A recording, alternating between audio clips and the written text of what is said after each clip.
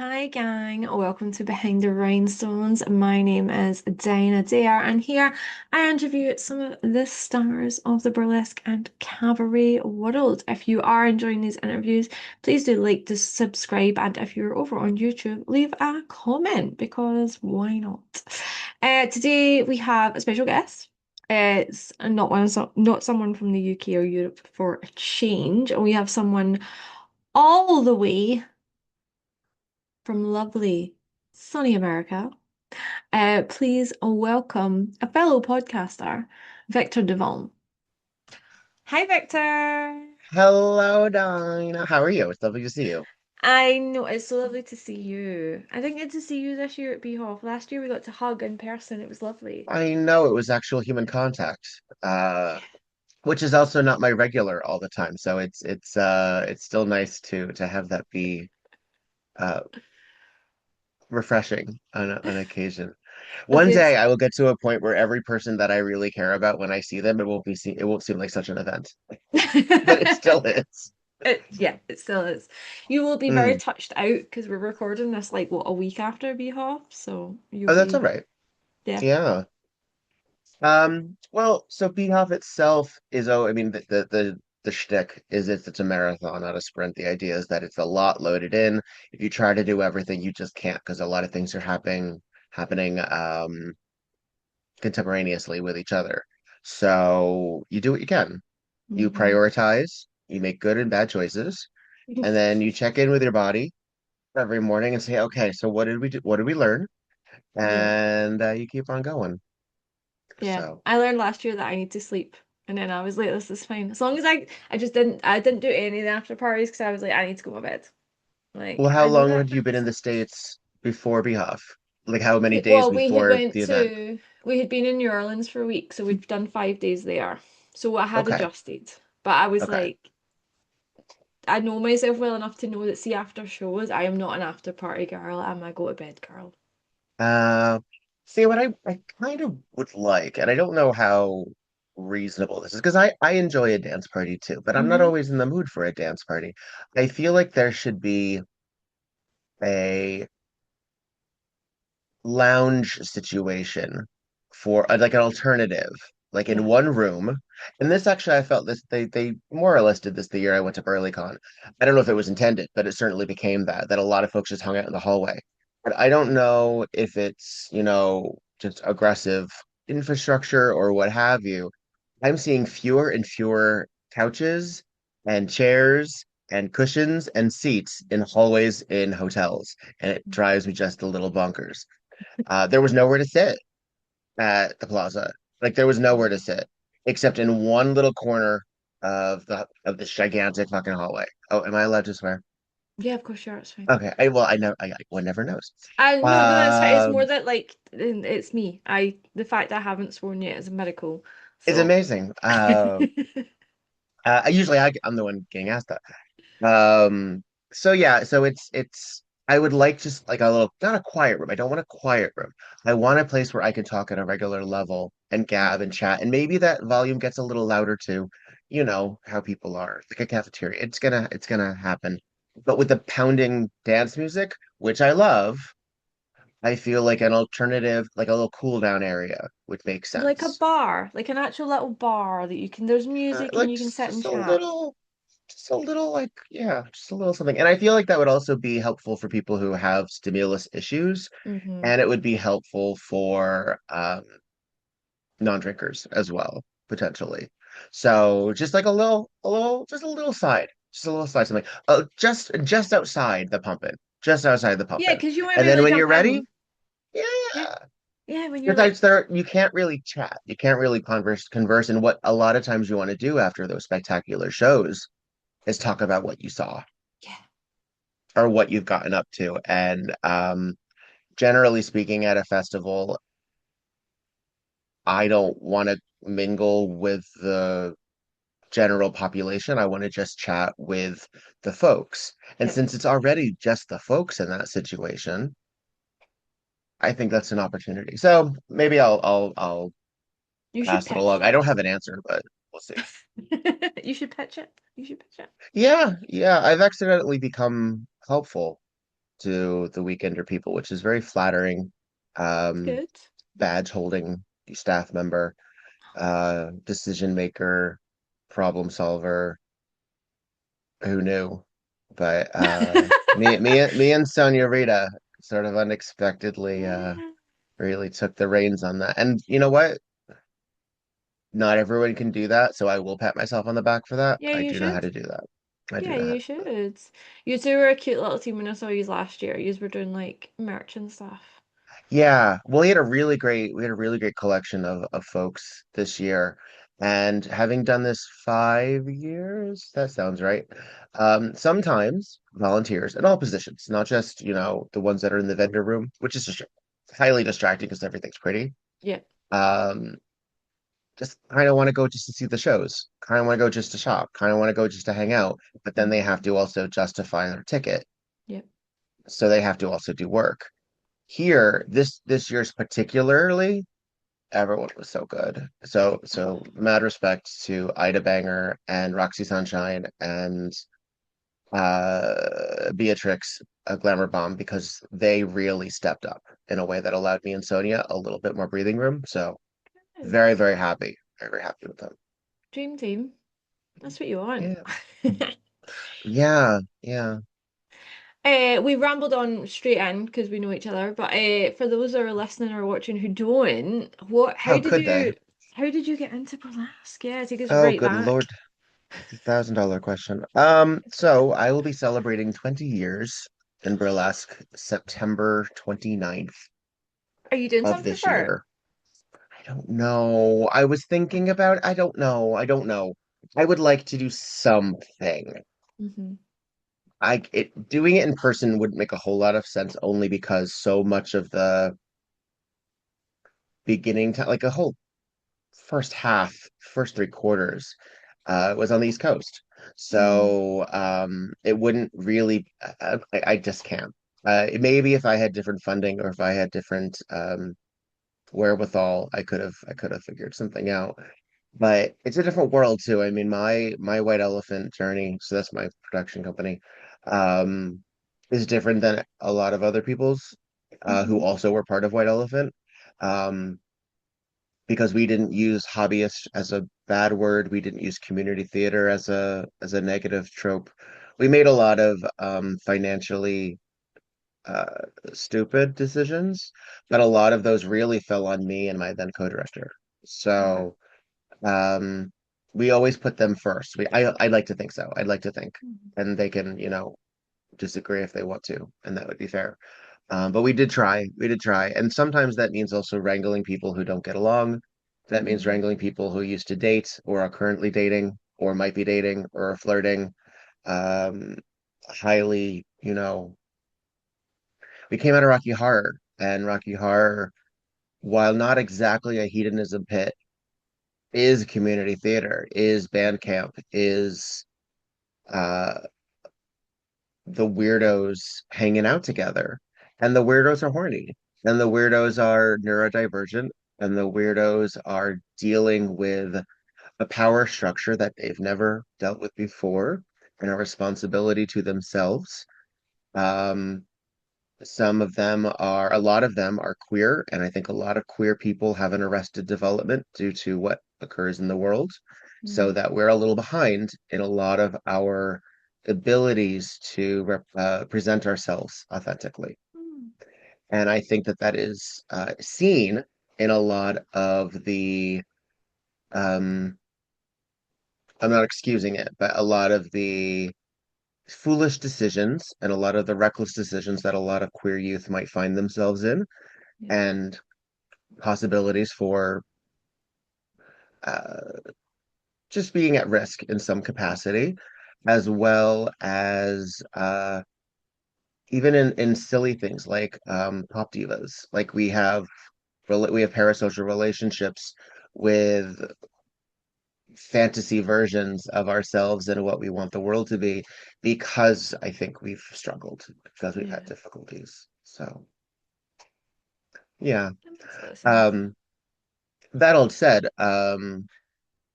we were in Rocky Horror. It's called The Hope of Happiness. Home of Happiness may or may not still exist. It does not exist in the form that it once did. But we Okay. were in Montclair, New Jersey, and I was going regularly with my best friend Danielle, who's seen right there. You can't see her, but that's her. And who also performed under the name Gretchen with White Elephant. And she and I went to high school together. We were really, really close. They had a big mass exodus after 9/11. The cast sort of splintered. They didn't know how to handle the first show, and it created a lot of infighting. They were hanging on by a thread, a lot of them. I learned a lot that like it was a contentious group to begin with. Yeah. And then we joined. Flash forward 6 years later, we were asked if we wanted to do like an amateur kind of 15-minute burlesque routine segment session, something called SalonCon, which was being held in a hotel in central New Jersey. Mhm. And it was sort of in a response to this sort of indoor Renaissance fair that was burgeoning. It was also at the height of steampunk. Mhm. Um, and there was this collective, this was an event coordinator who was creating a lot of like indoor, not quite family friendly, but for like older teens and above. And then in some cases, very adult and above, very, some things were 18 and over. Um, Learned a lot over that time. Yeah, I can imagine. And that show's a hit. And I created whatever Victor is. And my co-director, Femfela Butch, who has since effectively retired from the scene, but is doing well in every other respect, as I understand it. Um, we were directing for about 6 years, 5.5. There's a bleed, there's a blurry little moment there. Just different perspectives and a lot of different things. And they were also going through a lot of stuff, as was I. Hmm. Um, I created White Elephant with them right after a breakup, right after a Okay. very serious, essentially a marriage. If Hmm. marriage had been legal for us at that time, it would have been a Yeah, it would have been marriage. a marriage. Um, so like that was that kind of thing. And then which I found is actually a fairly regular story, is that these little moments of the world falling apart for us is Yeah. how we latch on in a lot of times in burlesque for a lot of Hmm. things. So yeah, and then kept going, and then the one of the biggest things was I got a residency in New York at Rock Bar on Christopher Street, a couple uh, buildings from Stonewall, and did that for about 5 years. Our last in-person show, because the husband got a job in Southern California. Rude. Uh, it happens. Well, we did talk about it, wasn't it? We did know it was coming. Yeah. And I went back and forth. I did go back and forth for a Okay. while. It was January 2020. Who knew? Who knew? Who could Oh, have known? And then uh did I really leaned into the pod world, and we'll get to obviously the that yeah. whole bit because that cross hatches. But time is wibbly wobbly. Yeah. And yeah, so yeah, I did produce three more shows in Hollywood since I've been here. Hmm. They were very informative, gratifying in a lot of ways. Disappointing only in so much as I had to stop doing them because I couldn't afford to keep losing money. Yeah. Um, and the situation wasn't the most ideal. The venue, the circumstances, the contract. The contract wasn't Yeah. ideal. But it did give me an opportunity to thank some people in person for giving me chances Yeah. and book them back, as well as reintroduce myself as someone who produces, Mm. because I do miss that a lot. Yeah, if that was what you Yeah, did for such a long time. yeah. Like contemporaneously with the performance, I emceed, if I emceed, or I was at least the face of the show in some capacity. Hmm. And I performed, but I also liked watching the audience watch. Mm. I liked meeting people and I like talking backstage. I love it backstage. That's why I have this. I mean, that's why I have mine. This is yours. You were like, oh, it's the other way. Yeah, Um, yeah, yeah. Let's take a I have break. a couple of questions off back. So your makeup then, is that sort of quite heavily inspired by your sort of Rocky Horror? Uh, Yeah, yeah, yeah. actually. So I'm not a makeup artist by any stretch. In fact, I have never done proper glam makeup.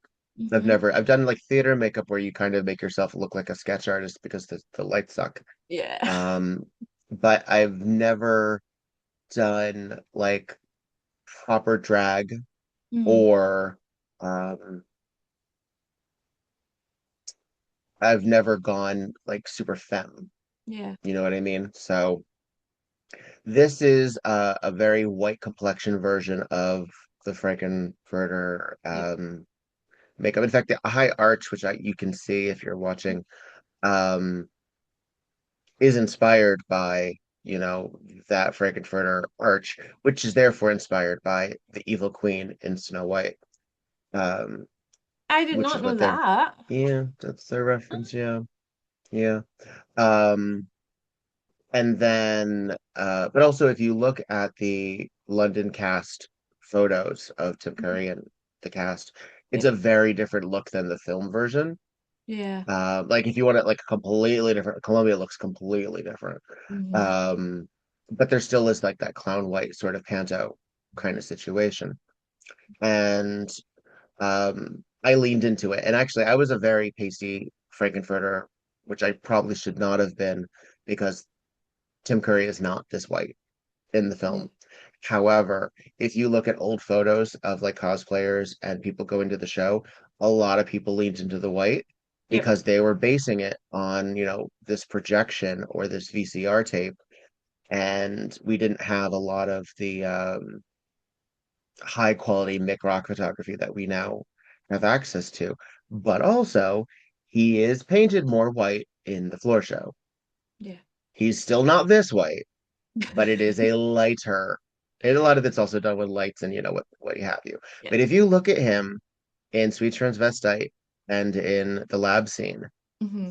he's just pink. Like he's just Tim Curry pink. Yeah. Um, but a lot of it, yeah. So I leaned into that. I changed my lips up a bit, but this dark black lining with the red Yep. is inspired by how I learned to do Frankenfurter. And then I do whatever colors I feel like. I like to look like a chalk painting or watercolor. I like it. Um, yeah. And yeah, but for a very long time I didn't do the high arch because I didn't want that. I didn't want to lean back into that. So Okay. I would just do I would use pencil eyeliner. I switched to liquid. It's 20 years ago, mind you. And I would just dig into my eye and just get Oh. those. Oh no, you got to do it. You got to get it. And then Mm. because what did I know?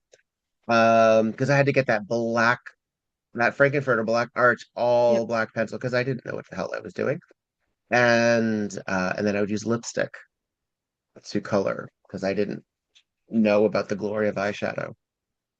You live and learn. Uh, well, and also a lot of eyeshadow over the years. If you really look at, I mean, we were in a very neutrals phase for a very long time, Yeah, and it's that only does it's nothing only for me. just we've just started to get really pigmented colors back in the Yeah, past and if few years.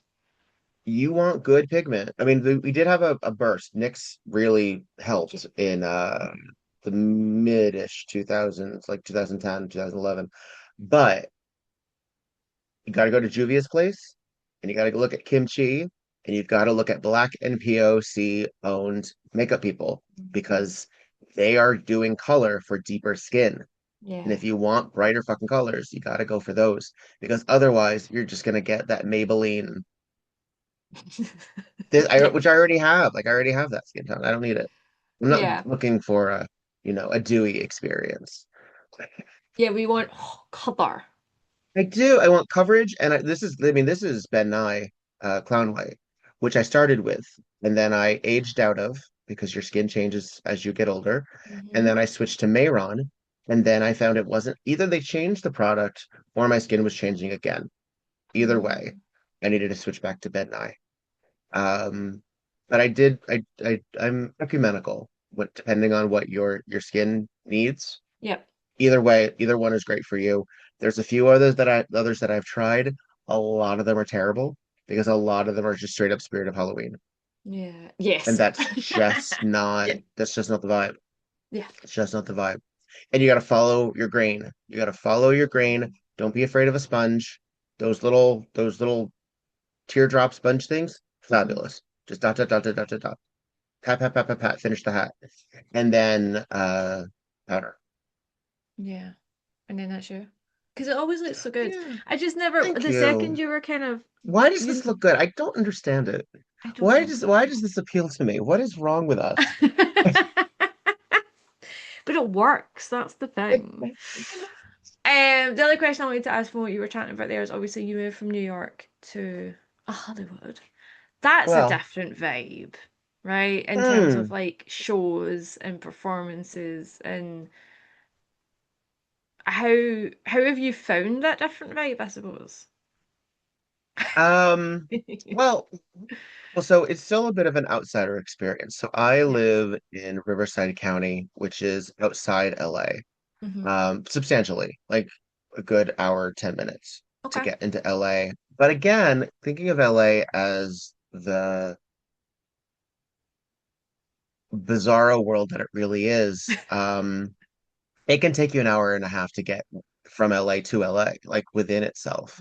So it really does depend on traffic as well as the, the shade of the wind. Like, I don't know. So I was living in New Jersey, working in New York, but I would regularly go into New York. At one point, I was in New York about 3 times a week. I was also regularly going into Philadelphia, Wow. um, somewhat infrequently, but trying to work as often as I could elsewhere. Hmm. And so that would also upset with sometimes upstate New York. I had some lovely time in Ithaca, New York, as well as Rochester with the Kink Society there. And so I think I being outside New York, but working in New York is very common. It's just very standard. And in fact, a lot of performers now live in New Jersey and work in New York, but used to live in New York, Okay. for whatever reason, often Mm. finances. And but some folks that we view as New Yorkers are actually New technically not. Jersey. Um, and there's no shame in that. It's an entirely different culture. It's a tourist culture, it's a travel culture. It's a get there via public transportation. Things will take as long as it needs to. Yes, there is driving, but it's not everyone's way of getting there. For me, it was. I Mm. am not a public transportation kind of person. I am an impatient person who needs certain creature comforts when I travel or Mm. prefer. So if I'm going into a regular thing, I want control of my air conditioning. I want control of the music that I'm hearing. I want to be able to see how long it's going to take me to get somewhere. I want that Hmm. number to count down. I find that satisfying. Yeah. I want to beat it, but I want to at least Yeah, see. yeah, yeah.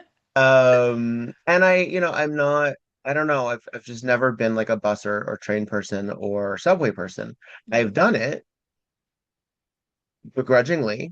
Um, and there was a time when the husband who, before we were married, was living in North Bergen, which is in Jersey, but has a tram Okay. to get into New York fairly easily. So Hmm. it's a light rail, as we call it. And so that was fairly, when I would stay with him, I would park in his area and then I would travel that way because he lived close to that. Hmm. But I would stress the hell out because I would worry about missing my stop. I would worry getting lost. And this is when I still had this, like this, I have a phone in my hands that now tells me that's trauma that goes all the way back to being on the school bus, not knowing exactly how I got from school to home. And if the bus driver was different or if I wasn't paying attention, I would feel like I was lost forever. Mm. So there were times where I would get off at a station at a spot because I was like, oh, I've missed it. I have to figure this out now. Mm. And wandered. I mean, minutes. I was never like in the You were never wilds. in another town or anything like that. No, I was never another time. I was never really at danger, but I just never. I'm It's not good just at that. there, it's I'm not in good at you that. now. Yeah. Yeah. So learning how to drive at 26 when, so I'm 42 now. I'll be 43 in a couple of months. Um, Learning how to drive at 26, 27 was very useful to me because my brain had already gotten used to, the possible stress of response of not knowing how to do anything. And technology had caught up. So Yeah. there was never a time where I had to drive where I was like, what happens if I miss my exit? Oh, there's another exit. Yeah. Now, philosophically, I know that, but in the moment, where the hell am Yeah. I? Now it's fine. Now I'm better The because phone's eventually ready. it'll catch up. It'll catch up. And even if it doesn't, I am now able to say I have a general understanding of where I am. Like I can figure it out if I really need to. You know where you're going. Yeah. So, to actually answer your question, how different is it? Substantially. I mean, but I'm also looking back through um a kaleidoscope glass because it's pre-pandemic, it's an entirely different universe. Um, Gigging is not the same in New York for people who are still in New York. Mm. So, and I've learned that either through the podcast or talking to friends or just examining what shows pop up with what regularity, what gets canceled, what venues shut down, who's not working anymore, why is that person not working anymore? Yeah. It's a different vibe. It's an entirely different vibe. And moving to this area before all of that, because Mm. technically I was on a lease in 2019. Um, it's a lot more driving in a different direction. Driving in Jersey City and driving on to LA is a very different experience. It's a Mm. very different experience. It's a lot of stay on this highway for 24 minutes. Like it's a lot of that. Uh, in 15 miles, turn left. Like it's that kind of like it's a lot of stretch. Yeah. It's a lot of stretch. Until you get into the belly of the beast. Then you gotta figure out. But then if you turn left enough times in Hollywood, you'll find a suburb. Like it's right there. It's like a Yeah. second away. Everyone's like, oh, you can't park on Sunset. I'm like, turn left, park by that house. You're fine. Um, but the gig economy is different. Certainly financially speaking, New York was a little ahead. We were still way behind. By the time I left, we were doing 75 as a Mm. standard. I'm a reluctant capitalist, but it's a part of how we commodify our work. It's how we Mm. value ourselves. That entitles. Like that's how often we work, what are we getting for our work, what's in our bank account after we work, doing it for literal nothing. Um, and then, again and again. Yeah. Uh, but I think LA also, there are fewer shows in general because New York, there were like six, seven shows a night Yeah. because you had different boroughs, you had different locations, it was like all on top of itself. LA Hmm. is spread out. So, and I mean, and my next show is not even in LA, it's in Santa Ana. So there's still places outside that are around. Yeah. But I still feel as a crown holder, as a title holder who Mr. Hollywood in Hmm. 2019, I still feel a bit of an outsider feeling. Like when I see folks that I'm very friendly with, and no one's ever really been like outright rude to me, but I feel like a guest a lot of times when I go to shows. And I'm still working through that. Some of that's just me, but some of it is also like it's like going to when I was in sixth grade, I went to a new school, but it was a K through eighth grade school. So a kindergarten through eighth grade, Okay. uh, which for us would be, I don't know, primary. I'm trying to do the variation What for, age? What age? Up to what oh age? yeah, like 5 through 12, 5 to 13. All right. Okay. So that's like our primary school. So that's like primary one to primary seven. Right. So moving to a new school in the middle of that, in like sixth grade, which is the middle, when everybody else already knew each other since K. since two. It was weird. And so Mm, I kind of compare it to that a little bit, where everyone's been like, oh yeah, I'm part of the club. kind of. Kind of. Yeah. Yeah. No, I get that. Yeah. And I don't quite have, I mean, there's still, I think, something of there's a novelty that one could lean on that and say, oh, that means I'm always special whenever I show up, or that means that whenever, um, but yeah, some of this in my head. But I've also, like, I've met some really fabulous people. I mean, um, Cameo and Booger Boobs and Tita Bonito and Jezebel Thunder and Ruby Champagne and Lily Von Stupp. I mean, they're Associated de la Noche. There's some really fabulous performers here. Hmm. Gwen Ruby and Lady Legs. Like there's like they're like people who really care um that about community and like creating and fostering and doing that. But it's also like, oh, and then we also have a show that we got to get people to come to. Yeah. And yeah. And I mean, I'm no stranger to it. It's easier to book your friends or people that you know very well. Harder, it's a lot easier, a lot less to worry about. You can depend on them, you can lean on them, and it's more fun. So I get that. I absolutely get that. But going from a show that I produced where I was a stop in town, where people would come to, Yep. it's a different vibe. Yeah. It's I can entirely different imagine, vibe. yeah, it's a very different vibe. It's just from an outsider's perspective, I think. I know there's like so many different types of art in New York, whereas LA to me seems like very commercialized. So I think I don't see, from again, outsider's perspective, I don't see as much of like the weird kind of artsy stuff coming out of like LA as much as I would think to I see mean, it's that there. from New York. But Yeah, again, it is there. this is an outsider's perspective, so it's probably totally wrong, but like that's how I sort of perceive it. You know what it is? It's marketing. A lot of it is also Mm, marketing. It's when sort of like a sneak attack. So there's I was just at a show called Ridiculesque, which happens in North Hollywood, and it is run by Twitties, which is I've heard excuse of me, them. Booger Boobs, Cameo, and Wiggy. You were at B-Hop last year, right? Yes.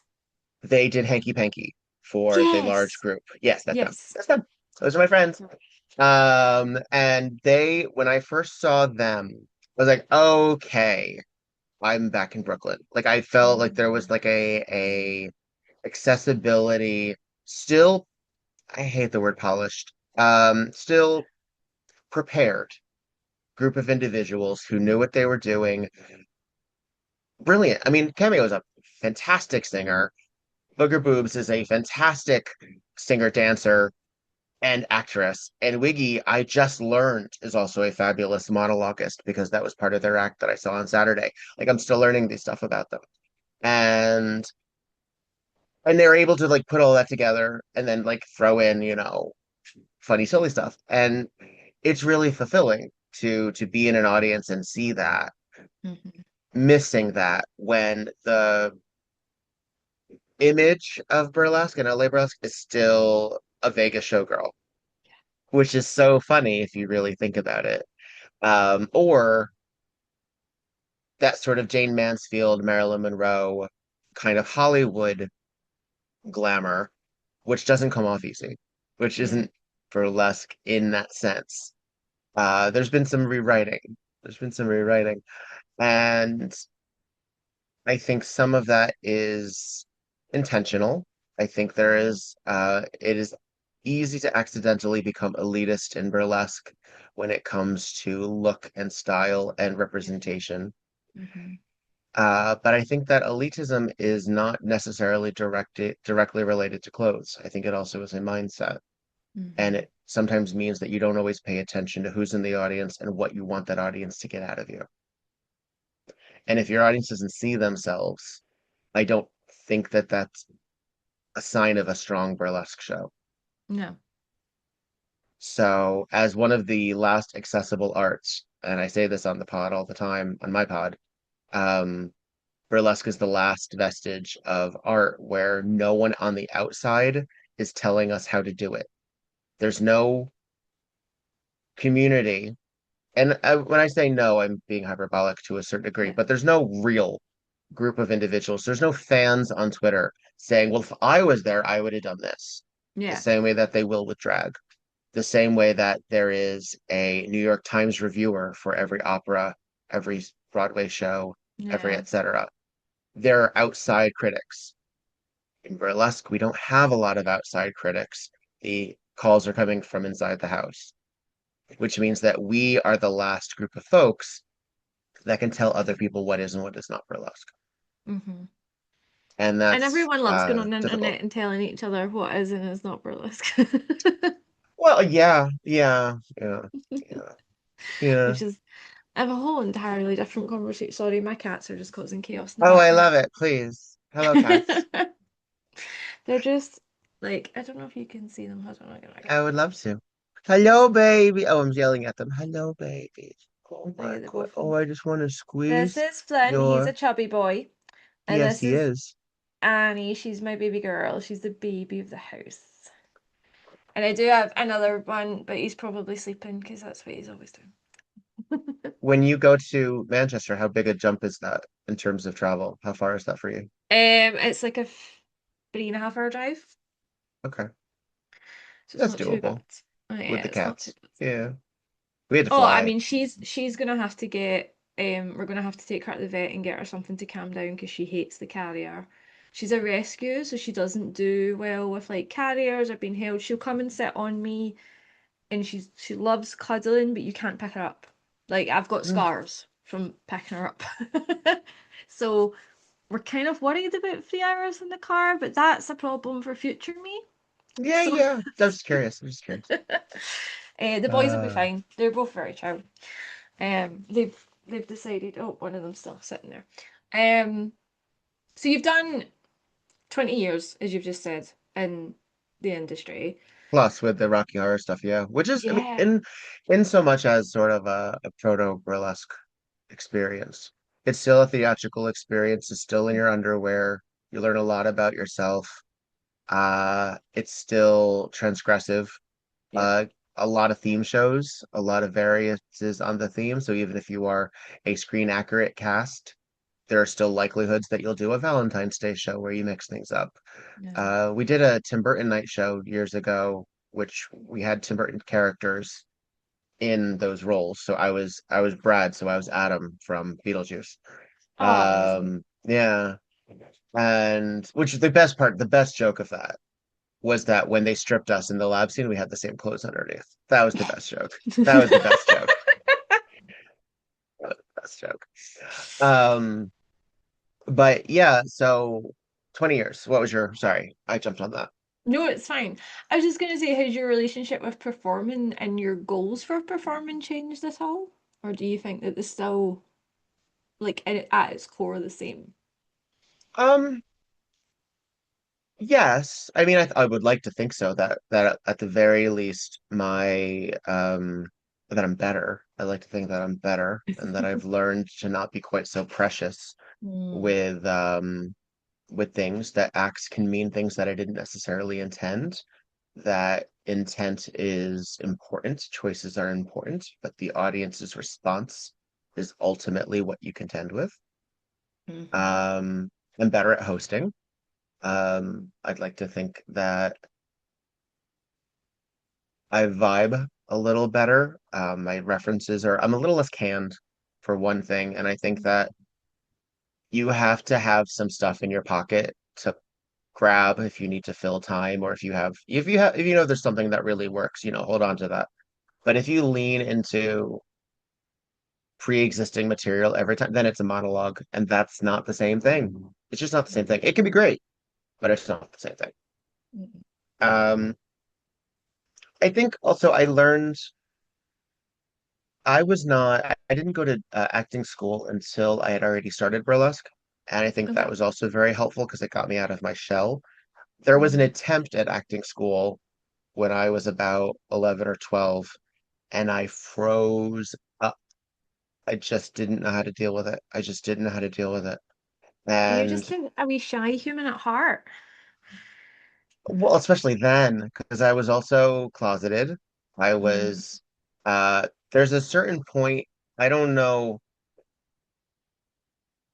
there's a certain point, depending on where you're from, because at a certain point it's already a death knell. But when you're a feminine child as a boy, Hmm. there's a certain charm that is given and grace that is given up to an age. And Mm. then suddenly it's a bad thing for some folks. And for me, I was never told by my parents that it was a bad thing, but I was told by my schoolmates that it was a bad thing. And I was Mm. told that I liked girly things, and I was told that this was somehow a problem. I was also, my voice didn't change until 11 or 12, maybe, yeah, about 12. So I was a late in that, and I had not a high voice, but I had a young voice. I was a kid. Yeah. Um, and growing up in the 90s, the height of a lot of anti-gay, anti-AIDS fearing sort of weird time. I closed up. I got scared, and I didn't know how to handle myself or anybody else. I got really into pop culture because that was how I was able to relate to people. So I would see movies, I would listen to music, and I would write reviews, and that was my dinner table conversation. And I've replaced a lot of that. I mean, I'm still pretty good at certain things. There are more people that are famous now, though, for things that I don't know. So Mm. it's harder to keep up with. And I don't worry about that as much. But I've replaced a lot of that kind of obsession or that kind of relating with burlesque people. Because now Yeah. I can do that with, what's going on in our scene. Hmm. And that's a little bit more fulfilling anyway. But when it comes to personal fulfillment in stage, I do think that I am less concerned with, uh, I guess, sort of preconceived notions of how you're supposed to perform. I remember being told that if you're not nervous before a show, you don't really care. Yeah. And I feel like everyone's been told that. yeah, and that's not a great thing to tell people, particularly in a field that is so rampant with neurodivergence, because don't tell me how I'm supposed to feel because I'm already a Virgo who is told that I should be all these things. And while I can deconstruct and say, okay, there we are, I'm a messy fucking Virgo. So every single time I hear about how clean or how organized I'm supposed to be, all I'm being told is that I'm bad at that. So Yeah. don't tell me that I'm supposed to be nervous for a show. No, am I sometimes nervous for a show? Yes. Does that mean that I care more? No, it does not. No, in Mm. fact, it does not. But I think that I'm able to gather myself more at 42 than I was at 25 because I started really young. I mean, I was dancing in my underwear at 18, in front of 17-year-olds, with people who are as old as 30 something. Like, it's all a different world. It's all a different Yeah. world. And in burlesque, which is a very adult industry in a lot of different ways, um, it's very adult in that we're almost always where the liquor is being consumed. We're almost always dealing with sexuality, deconstruction of sexuality, parody of sexuality, um, trauma, a lot of performance art, a lot of working through things. Again, a lot of us are fucking each other, and a lot of us are fucking audience members. You throw in substance abuse, you throw in how we handle things, you throw in all kinds of variables, and it's a very adult situation that you really need to keep your head on straight for, otherwise bad things will happen. And if you don't have that mindset, you won't make choices that will protect yourself, and you have to surround yourself by people who will also protect you. And that includes getting paid. That includes having your music played at the right time. That includes getting your costume pieces back. That includes all of those things that don't seem like, trauma. It's a business. It really is. It's also a show. Hmm. And you're also, in theory, supposed to get something out of it. You're Hmm. supposed to get some sort of fulfillment or catharsis or joy out of it. And you're supposed to make an audience feel something. Hopefully, one of those things as well. And if you're coming in with a lot of outside baggage, and who doesn't have a lot of outside baggage, Yeah. um, and you're not able to then also handle that how everybody else in that show is, how everybody else in that room is, and how we're all dealing with all different stuff, you're gonna burn the hell out. You really, really are. And this is, I mean, I believe that a lot of people who start burlesque either do it for 2 years or forever. Mm. And forever is an open-ended because there are people who take years and years and years and years and years and years of breaks, but they're still part of burlesque in some way. They're still Yes. regulars at They're the still show. around. They're still They're around. still hosting. Yeah, there's something. There's something. They're an ephemeral being, but they're not an ephemeral being. They're actually a physical presence. Hmm. So, but then if you do it for the, and I'm being very loose with my 2 years here. Yep. If you burn out, you'll do anything but go back. Yeah. You'll move on to something entirely else. You'll get your real estate license, like anything else. Um, No, I get that. and 'Cause I yeah, think I was very close at one point to burning out and not coming back. And then I just had a spate of like good shows. It was Edinburgh Fringe. And I just had so much fun. And I was like, this is it. This is why I'm doing this. This is fun. I've had fun with the audience. I've had fun with like the people I was performing with. And it was mostly about throwing off other people's bullshit that was bothering me. That was other people's opinions of me or other people's expectations. And it was about kind of shaking all that off and being like, yeah, do you know what? If I'm going to do this longer, none of that matters. it's really hard. It's really hard. And it also feels frivolous. It feels like, oh, there are people, getting blown up. And here we are arguing about sequins versus rhinestones. And the thing is I think that's a trap. I think that that is a trap of, but you also have to eat. Mm. Like you also have to walk the dog. You also have to wash the dishes. Like all of those things are also going to happen at the same time that horrible, horrible things are happening in the world. And horrible things have always happened in the world. Yeah. And how we survive. I mean, I know it's trite, but to sort of say, like, survival is an act of rebellion. It- but it is, but it Yeah. is. And that also means that we have all this other stuff because we have parents in burlesque. We have people who work in healthcare in burlesque. We have people with elderly parents. We have people who are disabled, whether or not you know it. Hmm. People who are going through divorces, people who are going through um, all like losing their housing and are also show people. And that's always been the case. But as long Hmm. as we constantly look at every single working actor as the 1%, and as we look at, like, we see someone like Sarah Paulson go into the Met Gala, which was performative, yes, yes, yes, with a dollar bill on her eyes, and everyone's like, "Oh, she's a billionaire." Who, like, first of all, Sarah Paulson is not a billionaire. We really need to understand the inequality and the inequity of money flow, because if you Hmm. really think that all of these things are standard, and I see this with pop stars too, like yeah, these are working people who um are kind of working gig to gig still with major labels because it's the major labels that are the ones making the money. Are they still incredibly privileged? Yes, yes, yes, yes, yes, yes, yes. But are they incredibly privileged while they play the game? Yeah, yeah. And when they stop playing the game, well, then there's other stuff going on. Yeah. So we way below that, on the other line of entertainment and financial security, we also then have to also say, but I also want to do things I like. I Yeah. just want to do things that I enjoy. Why does everything have to hurt? Why does everything have to be um so bad?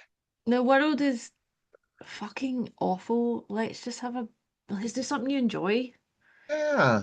And for Yeah. other people so that they can also enjoy it too. I Hmm. love putting on a show for other people. Do I get stuff out of it? Yes, absolutely. But I'm not the most important person at my show. It's the audience. It Because if really they're not is. there, we don't have jobs. Or my cast or whomever. Yeah. Yeah. And is that a somewhat self-destructive perspective, it could be argued that. Yeah, yeah, yeah. But you know what? I'm not going to put my life jacket on before I put it on somebody else.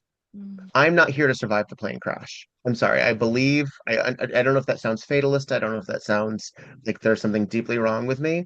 But that whole little theater that we do before we fly, we go up in a plane, that's great.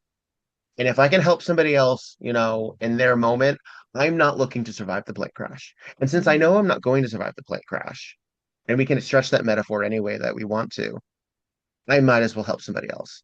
Yeah. And and none of us are going to survive the plane crash. So let's have It another glass of wine. took such a turn so quickly. Mm, Um, I know what you mean though. sorry, No, but it's fine. I mean, it's. I'm not. Yes, I mean, I do have self-preservation skills. I absolutely do. But I don't want it to be, I don't know. If it I want to do helps, I shows. I always want it say that fun. see if the apocalypse comes tomorrow, I'm out of here. I am Yeah. I have no This whole interest. thing of like, how do you survive a zombie apocalypse? Why? I'm not surviving a zombie apocalypse. No I'm in a thank zombie you. apocalypse right now, I guess. Yeah. Yeah. But that whole I'm thing, oh, like, I got bitten, so I'm gonna hide it as long as possible. Hell is wrong with you? Go off a bridge. I mean, it's just so silly to me. yeah. No, I'm with you. People are always like, oh, and I'm like, no, I don't No. And want maybe to. that's the audacity of hope. Maybe that's what it is that I still believe that we're not at the point where I have to jump off a bridge. Yeah. We're not at the point, maybe because I still feel that I'm useful in some capacity. And to be fair, I've done my share of metaphorical bridge jumping. But I mean, I am someone who went to bed one night not expecting to wake up, and I happen to have woken up. I'll put it that way. Yeah.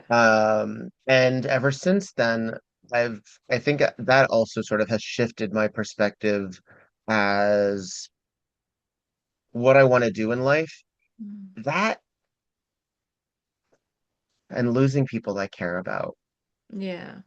I think when my contemporaries, people in my industry, because celebrities have always died. I've always been affected by celebrities dying to some degree, even if it's just in the acknowledgement of thank goodness. But not everyone's Margaret Thatcher, Like Yeah, this is true. sometimes it's like, yeah. The recent one, the one over the weekend was hard, Anthony Head, because I Oh, grew up Anthony had what a sad moment. I was so sad. What I a grew sad up watching moment. Buffy, like Hmm. both times. Yeah, yeah. And so, but when other burlesque people that I started seeing pass, I lost a very, very, very, very close friend in Lucky Charming, and he's younger than I am. But he was in the first White Elephant show at Rock Bar. He was a regular there. Um, we were always kind of like platonic flirt buddies. And like there was something like so heart-wrenching about knowing someone who was so much more ambitious than me, so Mm. much more prepared to work than me, had such a great work ethic, wrote and performed like 7 or 8 different one-man shows, produced stuff together, did a whole all kinds of shit, and isn't around anymore. Mm. It fucking sucks. It just Yeah. fucking sucks. And with the pod, there are about 5 voices that have been on the podcast that aren't in the air anymore. Right. And that's a very humbling feeling. Yeah. Um, Dahlia Cash, Black Orchid, Lucky Charming, Attica Wild, um, oh, and Georgia O'Keeffe from LA. These people that are now gone, Mm. I've accidentally, or not accidentally, I intentionally, but did not know at the time, preserved a piece of them. And if somehow I'm able to facilitate that kind of preservation while at the same time talking about the present day, Yeah. I think that that's what I'm going for. And that's why the podcast has kept me fulfilled, has kept me engaged, and has kept me interested and still kind of relevant while I'm not working as much as I would like to. And that's While a I'm nice not, yeah. segue into that. So you have a podcast channel production, you have various different, you have the Wee Burlesque interviews, you've got the Wee View, you've got your Agatha Christie Murder She Oh, Wrote. yeah. Yeah, the Murder She Wrote pod is technically on another channel, but I do call it the WEBurlesque production. But it is me and Petra Fried, a fabulous drag friend of mine, talking about Murder She Wrote. Yeah, so there's Yeah, that one. that's yeah, yeah. So you do quite a lot of the music that made we drag. Yeah, yeah. And then And at some the bits mo here and there. Yeah, and at the moment you've got 289 episodes. So it's 289 interviews, yeah. I presume, with different At people. least, yeah. Yeah. Well, and Um, that's only of the regular interview series. yes. So add on 70 some for the music that made we, add Hmm. on I think a dozen for uh the movies that made we, which is coming back. There's a new segment coming up in a couple of weeks. So that'll be fun. And then the review, which is Yeah. relatively new, which is the panel show that I produce, but I'm not on. Mm. I like that. I've been on that one a couple of times, Yeah, at least once. yes, And obviously yes. we've done That's I interviews. believe when we first officially met, Yeah, it because you was. responded to my Facebook post saying I would like to talk to people about this, and I you was said like, I would me, like to talk about please. that. Um, yeah, and I think I really like them. I kind of listen to them as and when I can because they come out a lot and my brain doesn't always process I them. understand. Um, but I've heard you obviously talk on them and you've touched a little bit talking about Beehoff last year. I remember you asking a Yeah. question about it. You are here to really like preserve our history as well as having those backstage conversations Mm-hmm. on Zoom instead, I suppose. Yeah. Yeah. And is that what motivated you to start it, or did it start as just something to do during like with having moved and COVID and all that kind of stuff? No, because I hadn't moved yet. Oh, So is it start before that? yeah, WeBurlesque started in 2017. Jesus. So the very first episode that I did was with one of my very close friends, Lillian Bustle, in Hmm. her kitchen in Jersey City. So that was in person. There was a Nice. time where I did all of them in person. And I didn't ever have like a secure studio. I did rent a studio for a couple that I like did Oh, it in a nice. row. Hmm. Um, I say a studio. It was like a music hall, but or like a music audition rehearsal Yeah, room. it counts. But yeah. Um, but when I moved or when I was starting to go back and forth, I was like, well, how do I do this? So in another life, I have another company that uses an internet phone service. So I was like, oh, you know what? I already have the ability to record phone conversations that I have for like phone meetings and things like that. Hmm. VOID, I think it's called, or VID. I'm sorry, folks, forgive me. But it's it's like Google Voice. It's that kind of Yeah, yeah. thing. But it's not that. It wasn't actually that. But it would give me the ability to like talk to people and then do that. And then the whole point of it was really I was having conversations sometime in 2016. I was talking to my friend Stormageddon, who is also a podcaster. He runs Fun and Games. Yeah, Fun and Games, which is a podcast series about video games, as well as all kinds of stuff. And he and I were talking about, if I ever get a podcast together, if I ever get a podcast together, I would talk to nightlife individuals, particularly in the fields of burlesque. So see, I'm starting my spiel already. And You're immediately just going into this is what I I do. I was do. like, yeah, well, it's like, welcome to We Burlesque, the podcast. I'm your host, Viktor Devonne. And through the miracle of fiber optics, I talk to nihilist individuals in the field of drag, burlesque, and cabaret. And that was because I was having conversations at my show Mm. At other shows, because that was at the height of my working a lot in New York. Because when you're a producer, people want to book you. Just saying. Yeah. Hmm. Um, and but it was a glory time in New York. Oh, what a great 5 years. What a great fucking 5 years. Um, highs and lows. Great. And but I realized like, oh, but there was never enough time to like really get into it. And I was finding myself asking the exact same question. So how long have you been performing? If you spend any time with me at a festival backstage, or if we're just hanging out, I will ask. So how long have you been performing? Hmm. Oh, so did you start when you were here? Oh, well, when you were younger, were you like a Halloween kid, or did you like dress up, or oh, when did you have that? I will talk, talk, Yeah. talk, talk, talk, talk, talk, talk, and I will give you my answers to those things as well because I talk, Hmm. talk, talk, talk, talk. Um, because I've learned to chat. I didn't you always used to, but now you can't shut me up. And but they were like so sparse, like those moments, and I'm like, Yeah. you know what? Why aren't we preserved? Like, why isn't I want this on record? And one of the least favorite thing about live performance to me is the ephemera, Mm. is the fact that it's gone after it's over. I know that's magic. That's terrific. If I had a cybernetic implant to be able to record certain things, I would possibly enjoy them ever so slightly more because I wouldn't be worried about being in the moment so much. Hmm. No, When I I'm get that. halfway when I'm halfway through a play that I'm really enjoying, there is a part of me that's like, it's gonna be over soon. And you're gonna just I've seen remember. myself consciously sitting watching musicals going, I want to remember this bit and like almost Yes. consciously like Yes. slotting it into my brain And somewhere.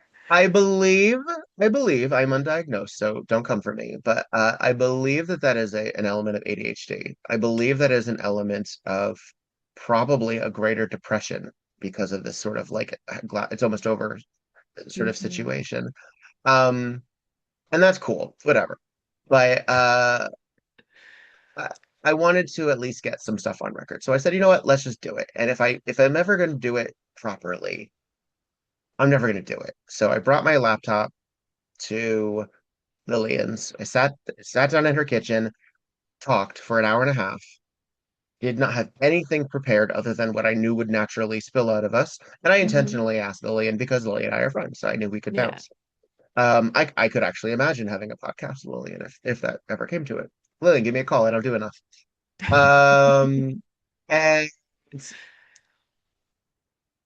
it worked out. We did another one with Ludolph Douglas. I did another one with Anya Keister. I did another one with Philana Fox. And then I started moving and I needed the ability to keep doing it. So I did it on the Ring Central, which is the product that I used to record while I was Hmm. away. No video component. And I would also, at that certain point, if you listen to the first 30 episodes, I take breaks and like I say, okay, we'll be right back. Or you know what, let's take a second. I don't do that anymore. I just talk. Like how Yeah. we've talked right now. I don't know if you'll insert breaks, No, we just but yap. we just jap. Yeah. And I find that to be a lot less I don't know, staged. I feel Yeah. that to be a little bit more organic because that's a conversation. When you're talking to people, you don't say, let's take a break. No. Usually. That's if one needs to because something is going on, yeah, sure, by all means. Because that's just life. And sometimes I keep those things in because that's fun for me. Yeah. And sometimes I cut them because it's not useful to the storyline.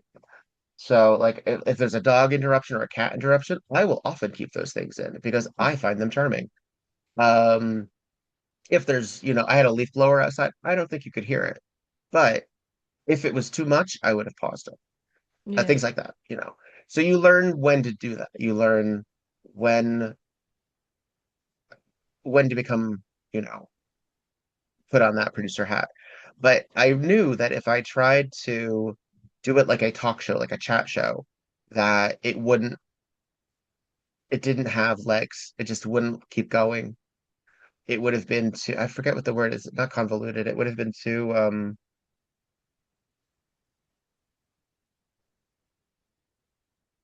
I can't think of the word. But it would have been right. It wouldn't have been right. Yeah. I don't know what word you're thinking of, so I can't help. Thanks. You're no use to me.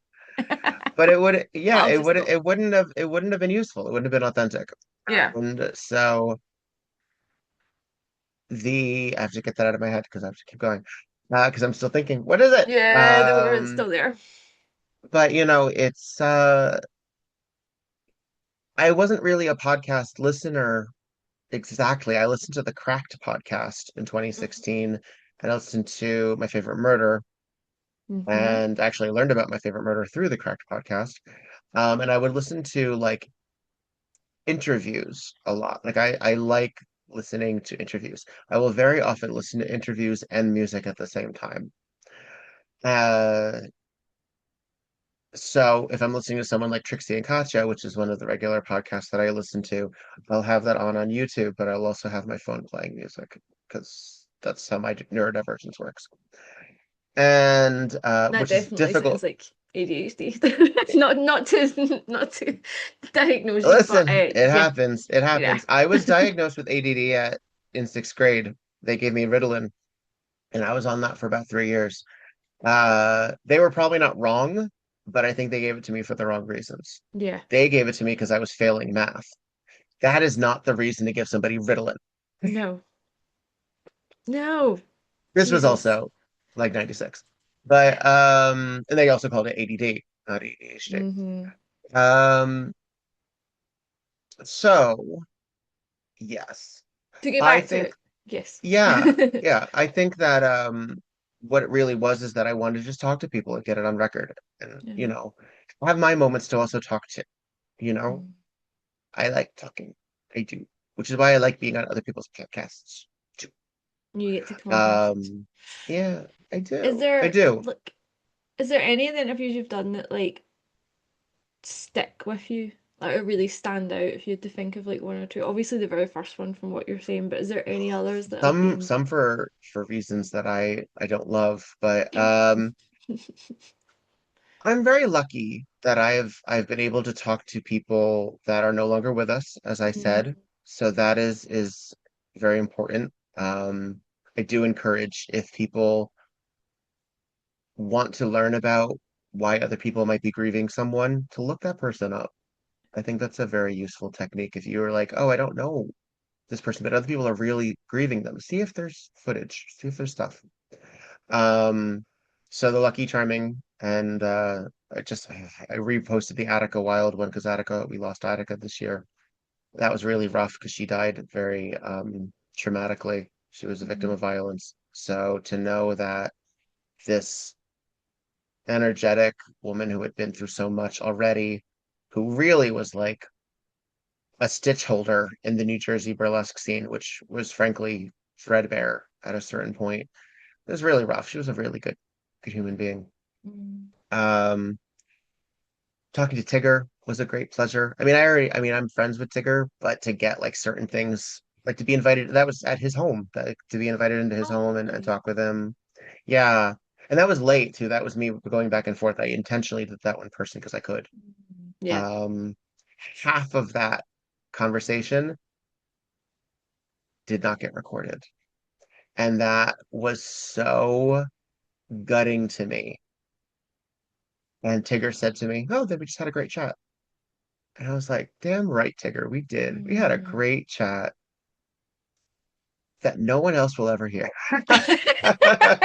You're like, no. Yeah, I still got an hour and some with him, but yeah, I was Mm. so bummed because I took a risk. I used a different recording system and it No, it did just didn't not work. take. Yeah, I've lost two or three recordings due to things like that, and I was like, fucking hell. I hate data loss. I fucking hate data loss. The only thing I hate worse than data loss is when I've made dinner and I've dropped it on the floor. Ah, That's a different form of data loss. oh, but it is, but it feels the same way, and I won't cook again. I won't make the same thing. I won't. No, no, No, done. and you can't have the same conversation either. It's going to be different. Well, no, yeah. So, I mean, I was lucky in the regard that I noticed it during the recording. So I was able to then say, let's start over. But it was an hour That's so of much. fabulous Tigger stories. So when the Burlesque Hall of Fame or BurlyCon or whomever is in charge of such distinctions is ready to start having Icon panels, in Mm-hmm. addition to the Legends panels, Mm-hmm. maybe we'll get some of those stories. Uh, I do remember some of them, but I'm also like uh, talking to Pro Noir also in Mm. her home was a really gratifying experience and one that is tinged with a feeling of regret on my part Okay. because I said something I didn't mean. Mm. And she was very gracious. We're totally cool. I don't think she's mad at me. But I said something that looking back, I was like, why did I phrase it like that? Why would I Mm. possibly go to Pearl Noir and say something like that?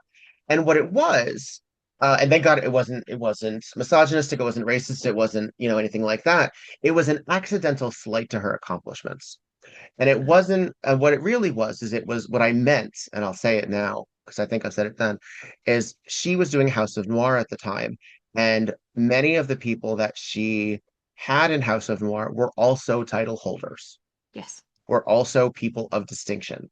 And one of the important parts of Pearl Noir's legacy, and if folks don't know Pearl, check her out, Mm-hmm. is that she never won Miss Exotic World. Mm-hmm.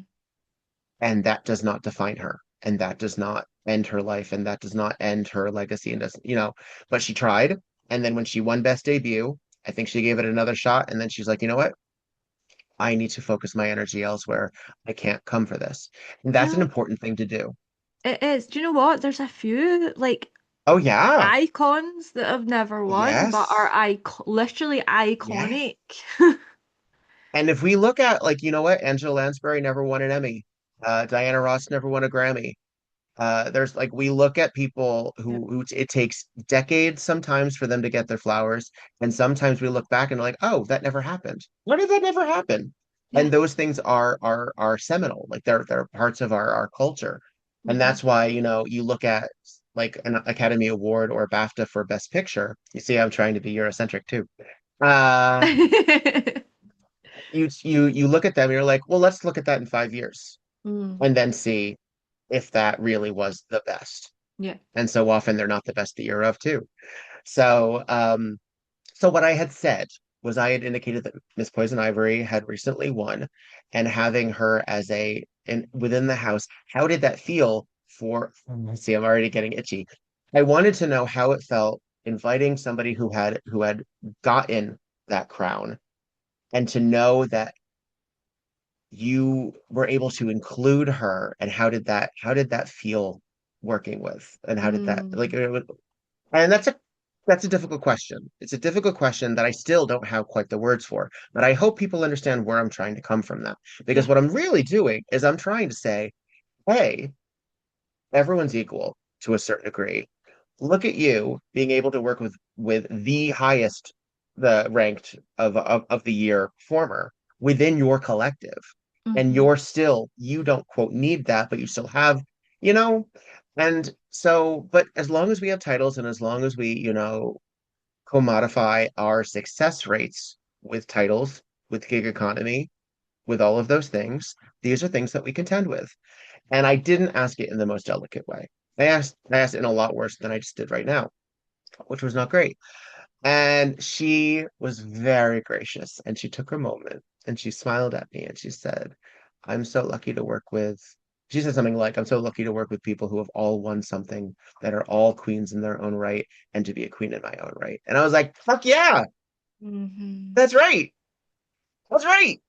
And so when you're talking to people, and when I mean I've read shitty interviews. I mean, we just had here in the States, we just had a meet the press interview where our president like shambled off because he didn't like being held to task. He never likes being held to task. But since these are my colleagues and these are my friends sometimes, and these are people that I want to work with and I have to be polite with, in addition, there's certain things you don't like get into. And I get final cut. So I'm lucky that if I have the footage, I will always make us both look as good as I possibly can. I'm not here to Yeah. smear. No. And it's not in my best interest to smear anyway, because I'm not talking to those people. I'm not talking to people that I that I disrespect.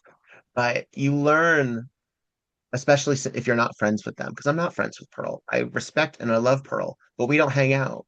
Yeah. I don't have her number. I think I might, but that's you know what I mean. But you know what I No, mean, like it. And then you look at like the celebrity culture of like, oh, we assume everybody knows each other, and we assume that everybody does this or that everything has a special meaning. Like we're all sort of doing a microcosm version of that. yeah. And the last thing that I want to do when I'm interviewing someone that I deeply respect and had the wonderful uh, welcoming nature that they had is to make them feel uncomfortable or Yeah. to make them feel slighted in some capacity that I'm trying to get them. I'm not Tucker Carlson. I never want to be Tucker Carlson. If I ever become the Tucker Carlson of podcasting, I want you to end. I don't want to survive that plane crash. I want someone to take the wheel, to take the mask and say no, because that's not satisfying for me. Now, if somebody else does that, that's entirely up to them. But that is another vestige that shows that burlesque is its own thing because Yeah. we don't have that either.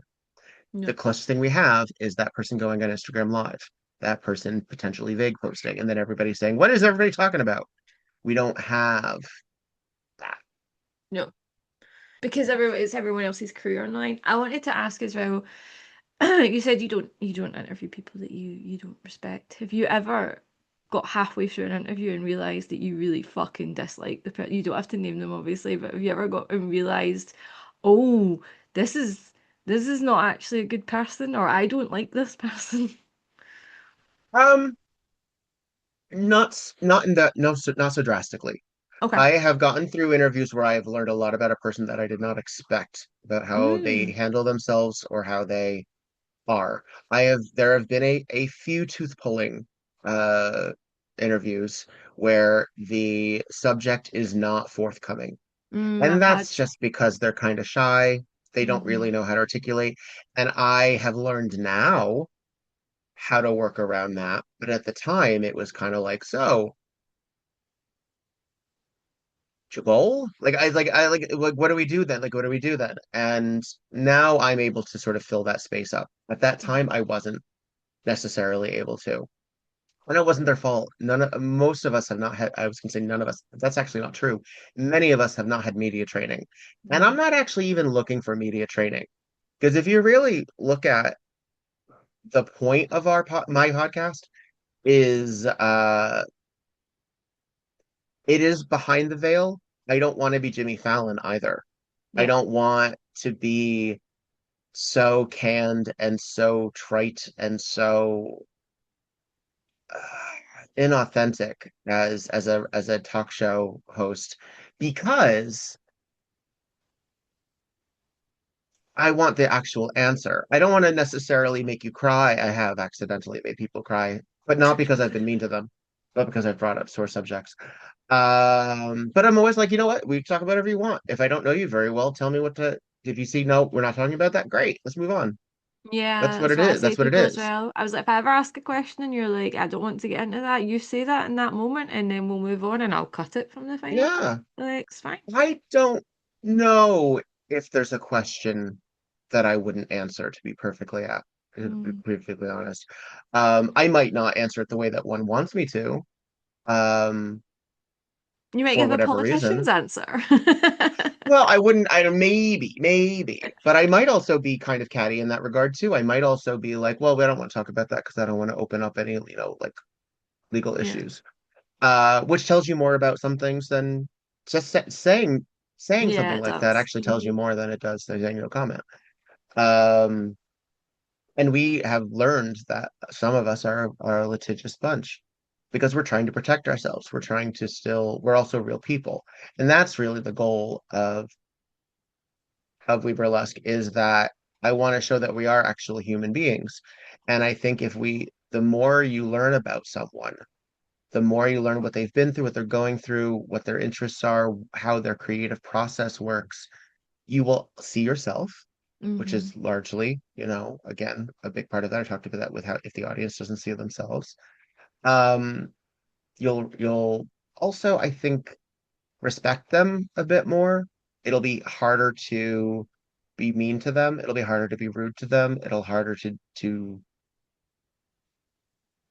disregard them. Yeah. And I would like that. I would like us to be viewed as fully formed human beings, nuanced human beings, because I don't want it to be so easy to throw us away. Now, not does that does not mean that every single person that I've interviewed or that I have considered is someone that I enjoy fully on every level. But I don't think I've ever interviewed anyone that I don't like to some degree. There are people that I've adjusted. There are some people that I don't talk to anymore, which is a shame. Oh. So, but it wasn't that episode that did it. Uh, Do it you was something find that else. as well? Do you find that people seek to be on this and then kind of they're like, all right, I've been on it now, bye, and just kind of drop you? Or Not now. okay. Not now. No, I think actually it's a really good connecting device. Mm-hmm. It will almost promise you that I will not forget your name the next time I see you. It will, I mean, uh I hate to say it, but there are more people who know my face than I know theirs. And Yeah. that's not because I'm so famous, it's because I paint it the same way. And I accidentally became something of a public figure. Is it, you know, famous? No, but it's a public figure in burlesque. Mm-hmm. So, and that is through the Silver Tusk Awards, that is through the podcast, that is through whatever production I do, and that is now through being a staff member at Beehoff. Yeah. So these things that I'm really sort of integrating myself into larger pieces, some of which I have control over, some of which I don't, is why people know some folks that are on the board at BurlyCon or know people because they did this fabulous exposition. People know names because they went to the museum when there was a museum and saw footage. The Yeah. more you see us existing, the more likely you are to connect with that person. Mm-hmm. So there are people who I did not know very well who now know me better because they did my podcast. And now they're more excited to see me. Not because they weren't excited to see me before, but now they have something to say. Yeah. Um, it is a useful tool. It is in Mm-hmm. that regard. And I have leveraged it on occasion where I've like I want to get to know that person. I want them to know who I am, but I also want to but I want to do I have a podcast. Let's do it. Like why Yeah. wouldn't I do that? It'd be silly to not use that as Yeah. a very useful technique to get to know somebody. So, and then in theory, you've helped humanize yourself, make yourself somebody that they won't disregard or think lesser of. Because I'd tell you, I'm a swell human being, but I don't talk to everybody. I don't know everybody, and I'm not international. So I have like 3,000 Instagram followers. That's nothing in the grand scheme of things. Mm. Um, but part of the reason for that is because almost all of those followers are other performers. Yeah. And Um, they're like yeah, we are a smaller pool than the thousands and thousands and thousands that you could get if it was wider than that. yeah. Well, I mean, and that's the thing too, is like WeBurlesque is really an industry show. It Yeah. really is. Yeah. It really is. It's the goal of it is to make it accessible for the outsider. And we may say names, but I try to contextualize. Like I Mm. try to say, like, oh yeah, there's this fabulous performer in Femme Appeal. She used to run this show called Kitty Nights in New York. There you go. And I've told the audience who didn't necessarily know who Femme Appeal was at least something that would help contextualize. Yeah. But if you watch a lot of, say, Drag Race podcast content or a lot of uh, other industry related, they won't necessarily give you that context because they're talking. If Delta Work and Detox are talking and they say something about Jules from Long Beach, that's because they're talking and the audience gets to peer in and like a little Yeah. fishbowl. It's not really for us in that moment. I love it. I think it's still cool. I think that's still valid. But for me, it's also part of it. It's also partially an education thing. Yeah. It's Yeah, I getting think for people to know who we me, are. starting this was about well, it started weirdly, and then continuing it was more, oh, let's like UK performers, although UK isn't very big, we are quite siloed from each other. We have there's like bundles of us, and we don't Hmm. Hmm. necessarily cross over. So it was kind of a chance to like, for me Well, to like the talk to other States. people, but Yeah. also to like show that. Yeah. Um, because I remember being new and like you're trying to find performers or you're trying to follow people and you don't know who people are. So this is a way to actually get to know who people are as well. Yeah. So I think that makes a difference. You touched on Silver Tusk. Yeah. You did. You mentioned Silver Tusk Awards. I know, I Uh, know. you were like What about it? What about it? that thing that I also Yeah. do. That It's thing. also on the Yeah. wall. Yeah. Um, I remember seeing them before I knew who you were, because I remember seeing them being shared by people in America on like Instagram and all this kind of stuff, being like vote for it, and I was like, what? What is this? What's all this? Um, it's Yeah. more obviously we've got the top 50 every year, and then we have Silver Tusk, and Silver Tusk feels. I know that top 50 is voted by peers, but Silver Tusk feels more community led. I don't know if you feel like that way as well, or what your goal for it was. I do find it more like the SAG Awards as opposed Mm-hmm. to, yes, I do. I do. I do. I do. I think it is more of a for us partially because I don't dissuade campaigning. Mm-hmm. Um, and I I have great respect for the Burlesque Top 50, in that it's something to look forward to every year. It has a lot of relevance. It's a lot of work. It's a lot of tallying. It's a lot of dealing with politics and her egos. And that's not a lot of fun. It's not a lot No. of fun. The Silver Tusk Awards, which was meant to be, well, I shouldn't say what it was meant to be. What it was at one point was a local Oscar-like red carpet show, Mm. um, at Rock Bar in 2017. I was busy that year. Um, Just a little, just a small bit. and well, that's also very helpful because that also means it's almost exactly 10 years, which means that my 20 years, my 10 years, it actually works out really nicely that I can remember Yeah, when that was. Which actually means that I have my 10 years of We Burlesque the podcast this January, which is neat. that's Um, yeah, so what it was meant to be sort of like a not a parody of award shows, but sort of like a silly version, a less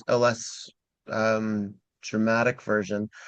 It was that was actually less inspired at the time than Burlesque Top 50 than it was of like these awards that were given at festivals. There was a show called Alternities in Boston that I had been to where they had given awards.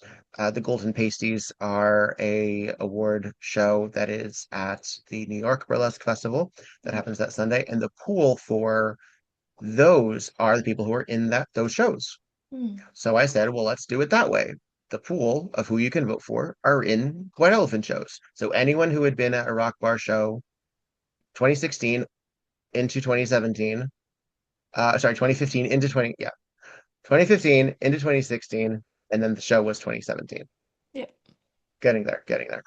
Um, so we were celebrating 2 years.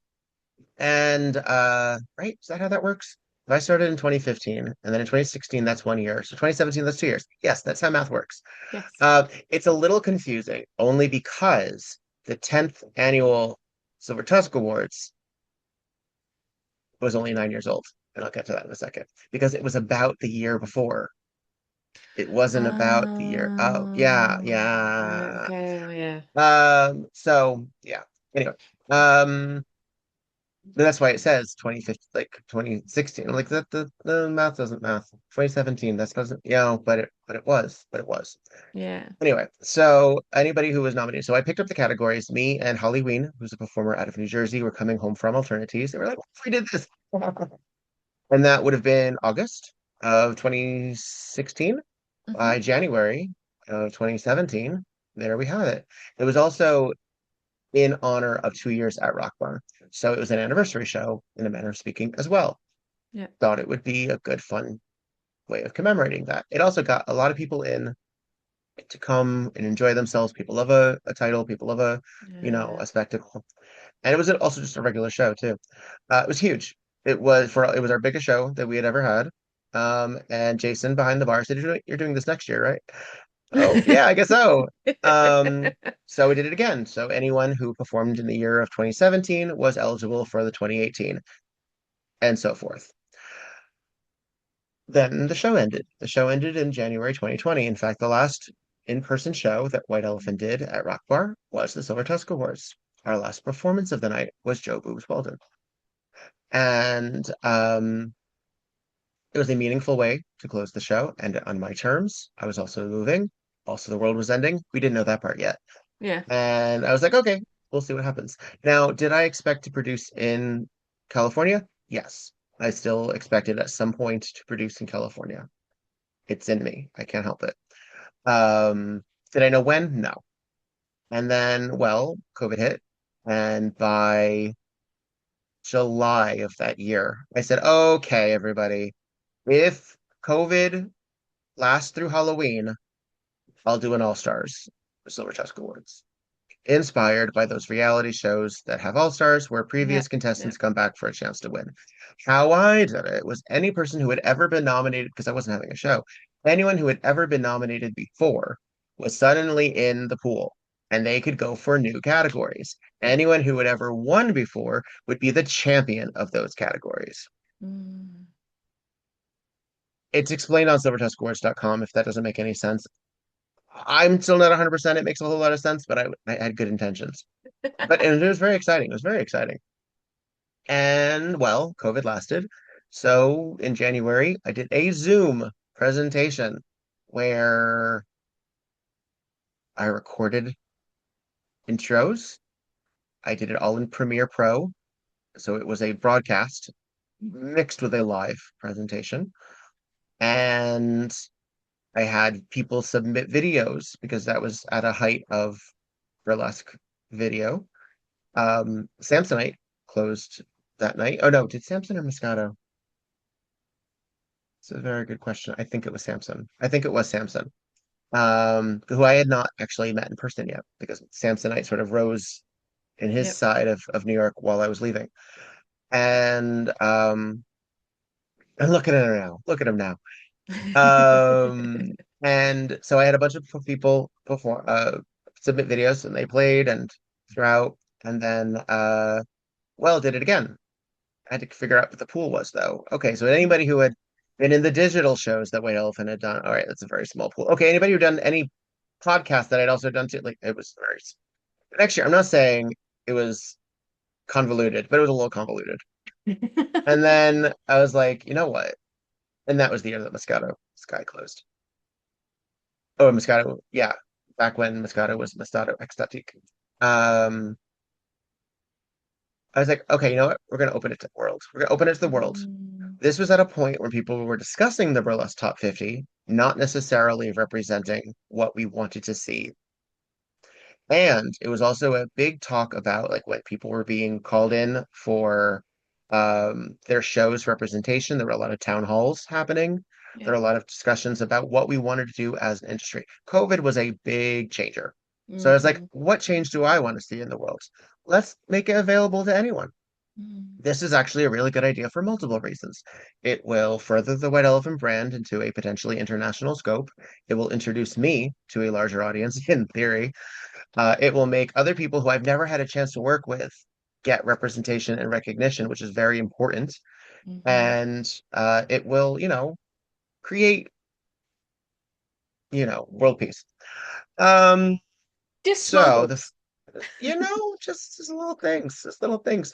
And I will say, so the Burlesque Top 50 addressed those issues. People were paying attention, and I think a lot of people also really learned.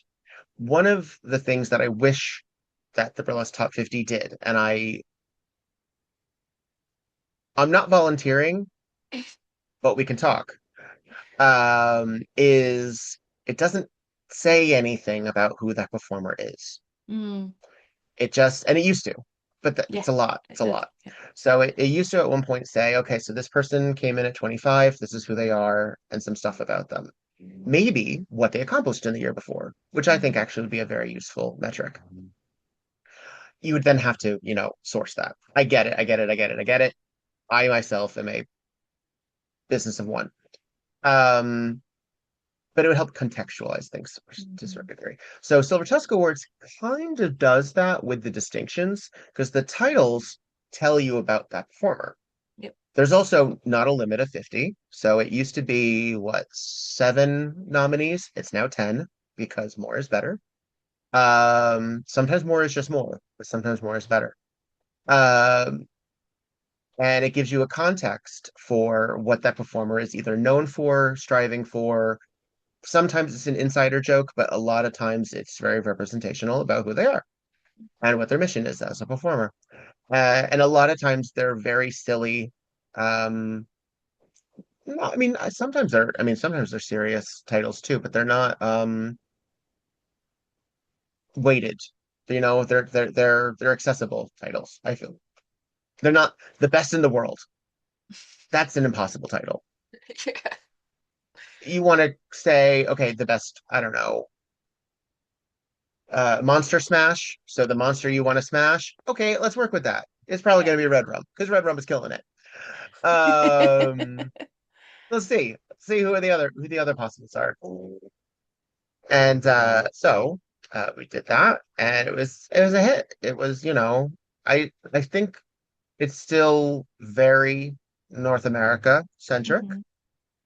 Although those Australians are coming for you, folks. Don't get too complacent. Those are coming. Yeah. They're really,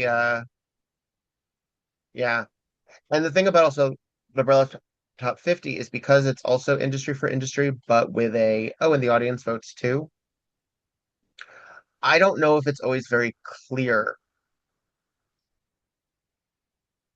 or how couth it is to vie for that, to want that, to really get in your oats and say, I am a I am a top 50. Silver Tusk Awards, I think, takes away some of the pressure Yeah. because it is so tongue in cheek. And It's because it fun. is, yeah, yeah.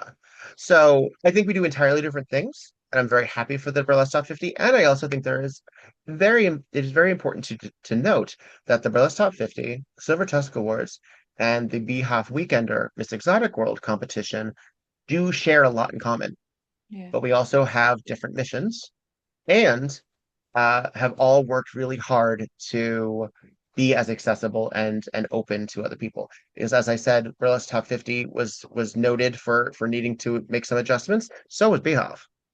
Yeah. So like this was a big time where people were like, oh shit, let's see what we're doing here. And so I'm happy with that. So it's anyone who has ever had a major problem losing or not being nominated has not made it my problem. Good. But it is not ungratifying to know that people really want it. That is nice to know. The only way it can grow beyond my capabilities is if people put it in their bios, people put it in their uh, host notes, people put it on their websites that they've won. Is it all very silly title? Yes, it is. But there are people Who want those who will titles? benefit by who have this exactly. And I sent them a little something and they have it in their home, hopefully, unless they tossed it out, which because there Oh no, literally you is a should keep tusk. it. That's cute. Oh, hello. Hello, cat. That was the third one. Um, He's woken up. yes. Yeah, but again, it's also another way of facilitating, another way of keeping myself busy, relevant in the scene while also making myself happy. There are people who know who I am for it. One of my favorite criticisms I've ever gotten is, "How come I've never heard of you?" For the Silver Tusk. Somebody said, "Oh, you're on the Silver Tusk Awards. That's an award show. Why have I never heard of you?" That's a very good question, person who did not friend me to ask me that question. Um, But you, yeah, and you literally like you perform, you produce, you podcast, you do your awards, like you're on Beehof's support or not you're be off staff Well, now, no, but yeah, I'm you're on weekends or staff on weekend or stuff. I'm on the website. ah, Yeah, it's and I would do more. I would love to do more. I would love to do more. People use me. You know what? You know what? Let me facilitate me in some capacity. I have a meeting with a group of individuals this Wednesday, actually, hopefully creating some sort of mutual aid burlesquing situation that I'm looking forward to. Because I want to be involved. I want to be like I don't want burlesque to be sort of I don't want to burlesque passively. I want it to be like I've spent so much time, energy, and interest in this. Like I become very protective of it. yeah. And I want to it's too late to go back. Something I've been thinking about recently, I've been talking to um Isla Storm, who's down in London, who's like my burlesque bestie these days, Hmm. is maybe trying to do something to we've got a lot of amazing performers in the UK, genuinely, who don't get to do that many international gigs or travel that much because of money. And I And think fear. the financial privilege of like even just performing across Europe, it's still expensive. Of course. And I'm specifically talking about obviously going into Beehoff, it's extremely take away the fact that your country is terrifying, it's extremely expensive to get to Vegas. Yeah. And expensive to be in Vegas. Yeah. And I think Yeah. that's it's a shame because for an art form we want to be accessible, it actually heavily relies on some level of financial privilege. And I I, don't know if we as an industry want it to be accessible. I would yeah, love that's it to fair. be, but I don't know if we're making strides to make it But we like such. to say it is, but I don't think we actually are making it accessible. It's this There are whole, people, there are folks. yes.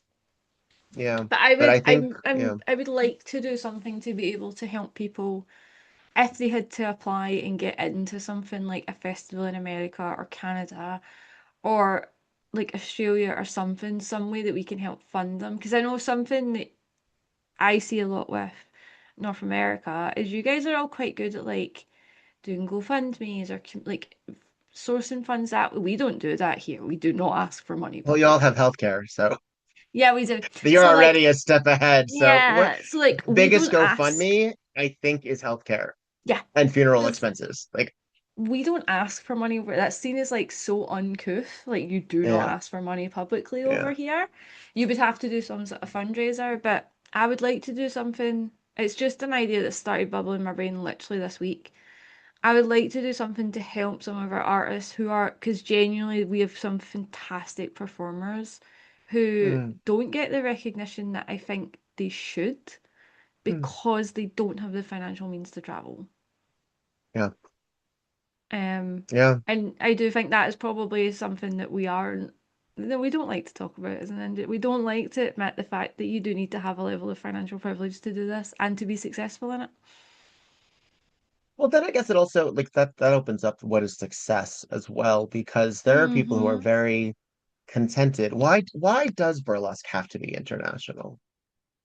I don't, why is it that why If do you, I we suppose it's create not that goal? necessarily success, recognition on on an international stage, I suppose, or global Mm, recognition of some form.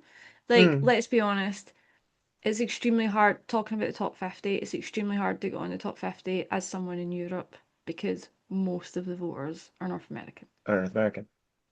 So you need to break into the American scene to start to get that recognition. Burlesque is still American centric. There And is an EU so version, right? Isn't there also a sub list? Excuse me, yeah, where they did for the the sublist this year. Yes, they did the top 10 in the UK, which is really good. But and then obviously like Beehoff and everything, it's all America. So there were it a lot of seemed Australians this year. I was very they came to they're play. coming. They're coming. But They again, that are still requires financial absolutely. privilege to be able to travel to get Yes. there. So Yes. it's more getting that level of recognition, not necessarily success is probably the wrong word. It's that level of No, it's a recognition valid word. Yeah. you can only really get if you can travel a lot. And therefore and Hmm. also, let's be honest, if you can do Canada, the States, Mm. Australia's getting these, it's like that's the only way that you're getting that sort of level of recognition.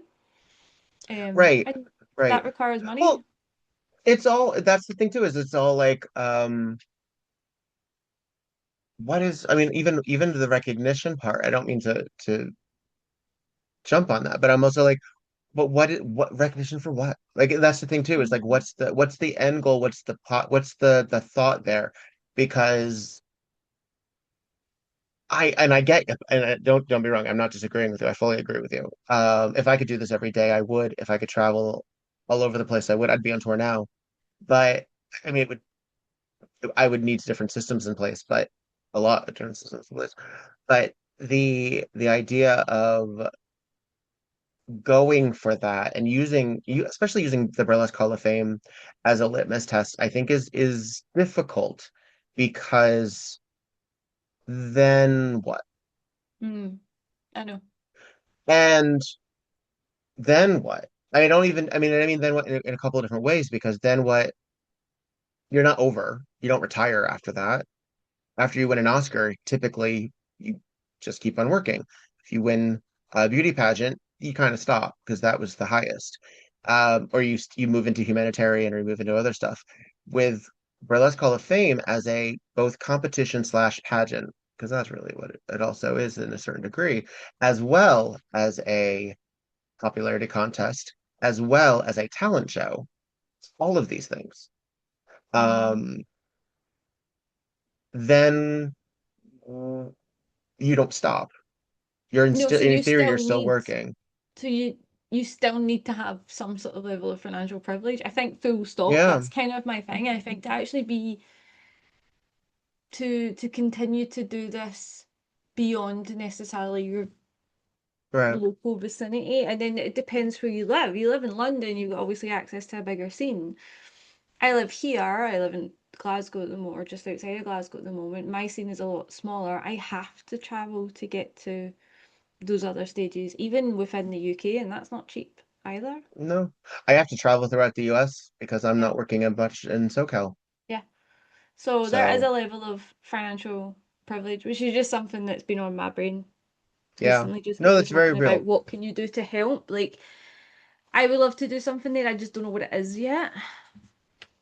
Yeah, yeah. I mean, I guess, I mean, there's a certain part of it that's like, I guess you sort of have to like become more communist, frankly, in a lot of ways. I mean, and I really like there just Uh, has to be some sort of for us for a situation because mhm. we don't have a guild, we don't have a union over here, and even if we did, there would probably be pockets that would be highly more represented than others.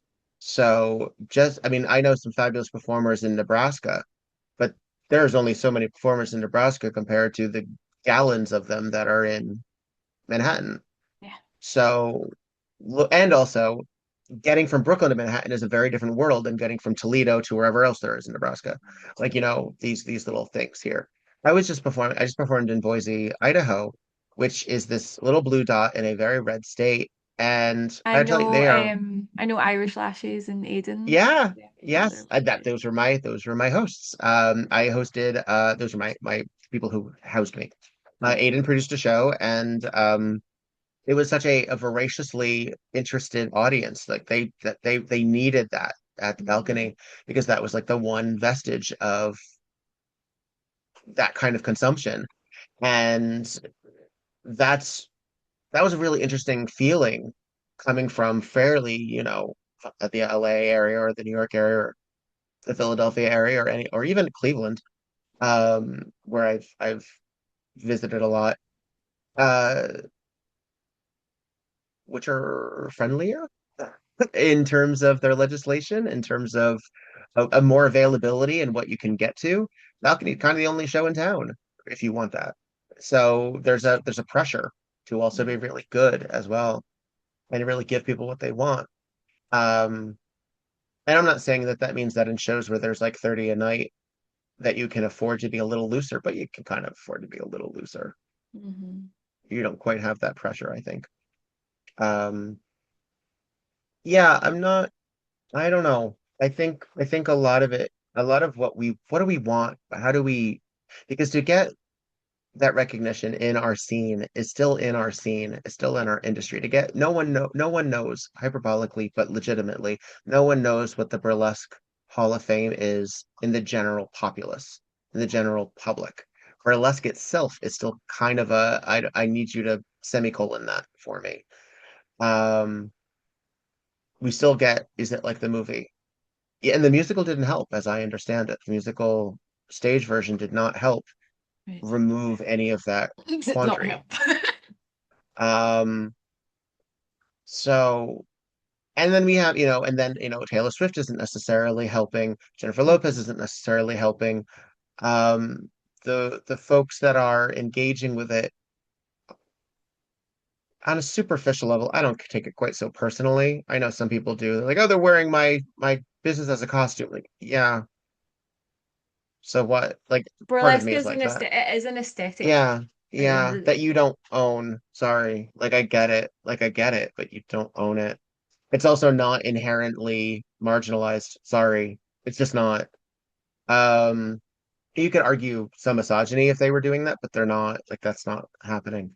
Mhm. Um, Drag, yeah, because there are intersections of that that are queer owned, that are Black and POC created.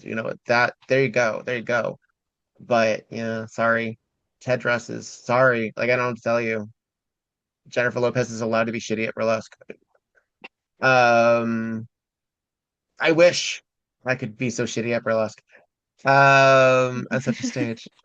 But so what is success? I think perforating whatever bubble that we created to protect ourselves, frankly, in burlesque still has to be done. We do have to get those Reddit threads. We do have to be held to task. We do need those trolls on Twitter telling us what they would have done instead. Partially, if we want to go beyond and to welcome people in and to be accessible truly, and to let people know, because then we also are held to task. Then we actually do have to be intersectional. Then we actually do have to have ramps to allow people onto stages. Then we actually do have to pay attention to whether or not that outfit is just a little problematic. Hmm. As long as all of the arguing is considered infighting, there's nowhere to go. There needs to be outfighting. Like there needs to be, we can still gatekeep and we can still protect and we can still hold ourselves to task and standards. But and that doesn't necessarily mean we have to be famous or influencers or anything like that. It would help. But there has to be a level of consciousness accessed in the general populace to give a fuck about us, Yep. because that is the only way that anyone will give a fuck about us and pay us to give a fuck about us. And that's I don't have hard. an answer, but that's hard. No, no, And no. we've doing it for a century, Mhm. but we don't have, and that some of that documentation was done by the marginalized people. The reason that that we know so many of these Black burlesque stars was because Jet Magazine was talking about them, was writing about them. They were actually considered famous.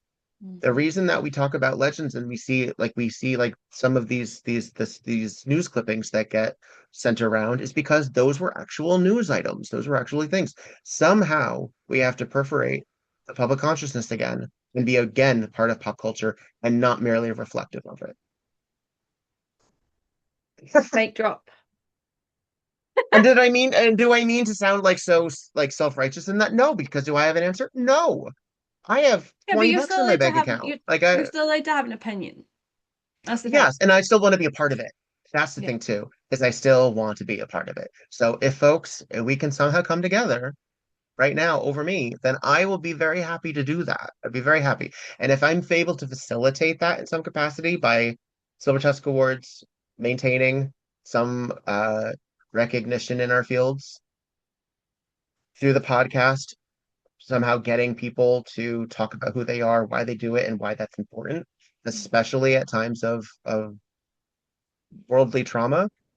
And if I'm somehow able to be a part of productions in person where people actually spent money to go to when they could have stayed home, then I get to do that too. And Yeah. so I'm kind of doing right now what I can until someone who really, really loves me leaves me all their money.